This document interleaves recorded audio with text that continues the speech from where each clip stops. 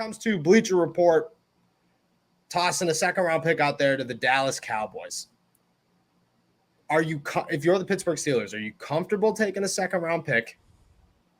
And does it make any sense to even acknowledge a trade possibility with Diontae Johnson? Right now, no. Not at all. After the season, certainly. But, I mean, you're getting to real kind of murky territory with him, like getting ready to hit free agency. My thing is, you don't draft a guy like Diontae Johnson, build him up, and kind of watch him grow into the dynamic receiver he can be, to ship him away and then hope you find another Diontae Johnson. Like, the draft is such a crapshoot year in and year out. And I get, like, the Steelers have drafted a bunch of great receivers in their history. They've also missed on a couple guys, too. Like, let's not act like every pass catcher from Dre Archer to Dallas Baker, and you can even bring up James Washington as another example. Like, those guys didn't exactly live up to their billing. And I'm sure there's more that I'm forgetting of off the top of my head. Lima Swede. A lot of people remember Lima Swede, unfortunately. Lima Swede. So for every Diontae Johnson they find is like a diamond in the rough, there's also a couple of those other guys that they find. And that's it. That's not like the Steelers' fault. That's just how the NFL draft works. You hit some and you don't hit others.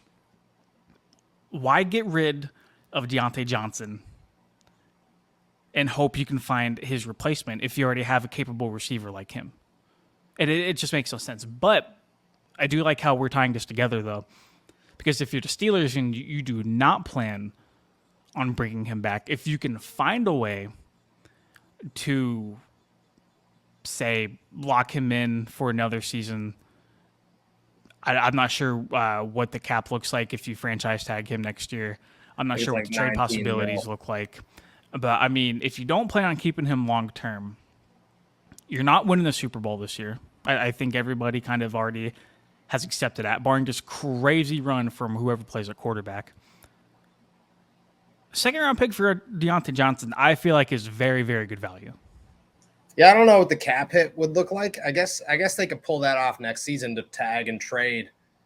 That's their only, like, you can't walk into this season saying we could walk in without Diontae Johnson. Yeah. Like, you just can't. You can't do that, unless you're just pulling a whole rebuild and saying, okay, this is the year we fix everything, and then next year we'll be good. Unless that's the option, you can't. Diontae Johnson's still your best wide receiver by a mile. Oh, for sure.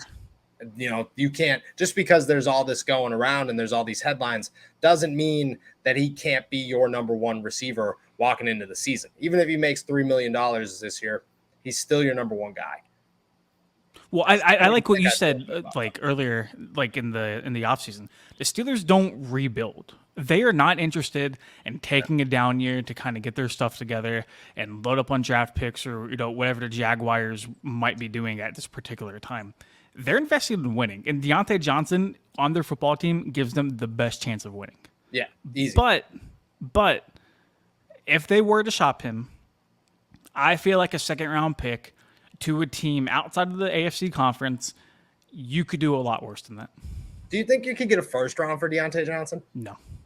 I don't think Diontae has yet put up the numbers and kind of like the eye popping. Wow. Like this guy is a bona fide, no doubts left playmaker at the wide receiver position. That and like wide receivers aren't like super crazy valued. Yeah, like, but this offseason they've been. Well, in terms of contracts, yeah, but like whenever like trading for them, no. Devontae Adams, Tyreek Hill, I know that's a whole other category. I get that. That's a whole dude. That's a stratosphere. Do you think that yeah, but their trades were wild. Like it was way more than a first round pick. Do you think that Terry McLaurin would go for a first round pick? No, I don't think so. But I will say, for whatever reason, because last week we compared their numbers, and I mean, they had very, very identical resumes. There seems to be like such like a brighter light shone on Terry McLaurin whenever like national people talk about him. Like, dude, people love Terry McLaurin. And like, I get it. I love Terry McLaurin too. He's a phenomenal football player. But for whatever reason, whenever you talk about Diontae Johnson on the national level, the drops get brought up, the mental mishaps get brought up, and it's like, okay, well,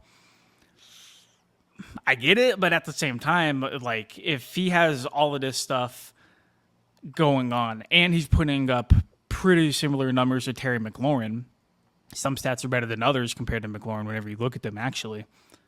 If he could just fix whatever's going on, get rid of the drop issues, I mean, he'll be solid. He'll be phenomenal. I don't understand where that came from. I want to say part of it is like the same, like the TJ Watt effect, where nobody paid attention to the Steelers because they just weren't doing anything exciting. So everybody just kind of And then the year before, Diontae had the drop issues, and they actually were exciting. So that's all they remember. I don't know how many people watched Steelers games last season, but everybody in Steelers Nation understands the value of Diontae Johnson. Half of them don't want to give him that value, which is a fine argument, but they understand what his value is. I just think it's just the national media when it comes to the Steelers is rough. Oh, for sure. Might be the worst out there.